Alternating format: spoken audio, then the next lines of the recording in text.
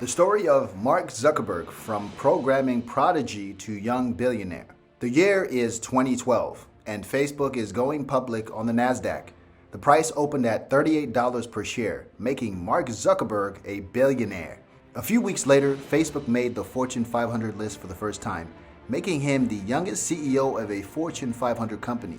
Zuckerberg created the company from scratch, took it public, and became a billionaire all before turning 30. Fast forward to today, Zuckerberg is worth almost $50 billion and is one of the richest and most powerful people in the world. Whether you hate him or love him, there's no denying that he is a visionary who revolutionized the way many people view the internet today. But how did he do it? How did a dropout with almost no business experience manage to create one of the most lucrative companies in the world? This is the story of Mark Zuckerberg and how he went from being a programming prodigy to a billionaire. Born to an upper middle class family in White Plains, New York, Mark was the only son of his parents. He began using and programming computers in middle school with the active support of his father, who introduced him to programming by teaching him Atari Basic. However, he was learning it at such a high pace that his father had to hire a software developer, Mark Newman, to give his son private lessons.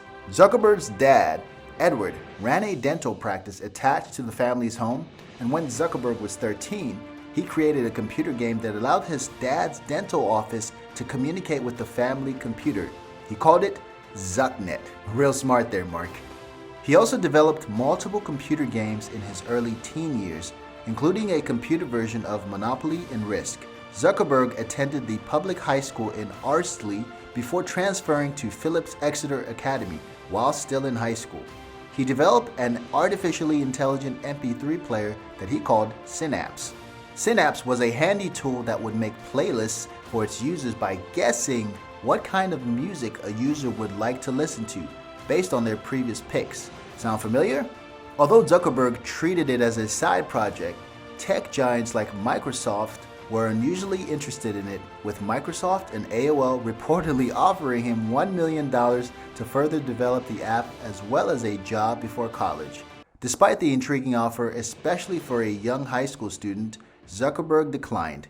He knew he was destined for greater things, and just like that, Zucks turned down offers of tens of thousands of dollars, or perhaps even hundreds of thousands of dollars, as well as the chance to work for the leading IT companies, and instead, he decided to go to Harvard to pursue computer science and philosophy.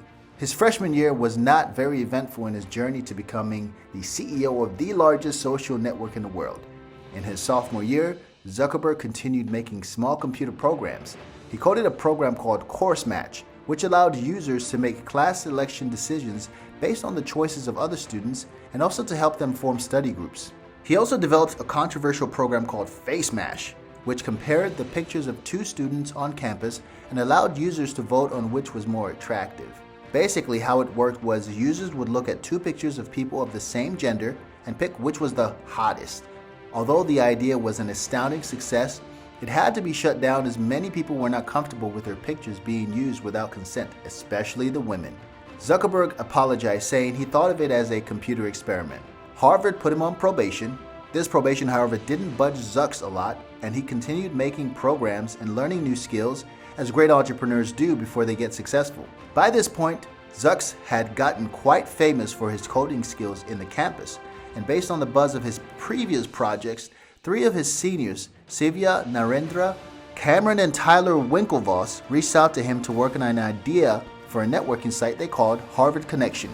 It was supposed to use the information from Harvard's social networks in order to create a dating site for the Harvard elite. They asked Zuckerberg to finish programming Harvard Connection since they didn't have the coding skills required to do it themselves, and Zucks agreed. It was while working on Harvard Connection that Zuckerberg got a fantastic idea for his own social networking site. Zuckerberg stalled the Harvard Connection team while he coded his new site and may have borrowed a few ideas, which led to a lawsuit and even a movie down the line. You know the one I'm talking about. Although the idea of sourcing was not the most efficient, the execution and launch of Facebook was close to flawless. He and his roommate Dustin Moskovitz, Chris Hughes, and Eduardo Severin worked tirelessly and developed the Facebook, a site that allowed users to create their own profiles, upload photos, and communicate with other users. On February 2004, Zuckerberg registered the domain name thefacebook.com and launched it, emailing a few of his friends to check it out. 4 days after the launch, 450 undergrads signed up and another 300 joined the following day. After roughly 2 weeks, Facebook had over 6,000 active members, accounting for more than 3/4 of the undergraduates and some alumni. Following his success at Harvard and the formation of a team that balanced his talents and shortcomings, Zuckerberg attempted to expand Facebook into colleges, beginning with Yale, Stanford, and Columbia. Zuckerberg had a thing for building social websites that people wanted to use. The idea behind the Facebook was to replace the physical books that universities used with a picture of all the students online and allow students to update them with most recent pictures. As the number of individuals sign up grew, the founders decided to drop out of Harvard and rent an apartment in Palo Alto for the summer because that was where all the great startups seemed to emerge. Facebook quickly expanded outside the educational space and gained popularity, and it became clear that it would only go up from here. As a result, Zuckerberg started looking for investors to invest in the business. He pitched his ideas to several investors and finally got a breakthrough when one of the founders of PayPal, a very well-known figure in Silicon Valley, Peter Thiel, decided to invest. Thiel set aside $500,000 for the business, which was enough to cover the immediate expenses of the company. After this boost, the project started changing, as Mark himself said that they were planning to go back to Harvard to graduate until Peter put his money in. Facebook hit 1 million members in less than a year after it was established, an incredible feat. However, although the audience increased in full speed, it was still unclear how the company would be monetized. Everyone thought contextual advertising would be the primary tool. After all, every user made a detailed profile that represented themselves, and that could be used to display pertinent ads. This was also good for businesses advertising their businesses, as it was easier for them to reach their target audience by advertising through Facebook. Once Facebook crossed 50 million users, offers to acquire the startup started coming in, with Yahoo reportedly offering $900 million for the company. However, Zuckerberg allegedly didn't even consider the offer. He knew that the potential of Facebook had massive reach, and in hindsight, it was the wisest decision, as it was valued at $320 billion as of 2022, making it the second most valuable media brand worldwide. Do you know what the first most valuable one is? Let us know in the comments below. Facebook went public in May 2012, and its first public offering, IPO, raised $16 billion, making it the largest online IPO in history. It valued the company at more than $100 billion, making the founders billionaires before the age of 30.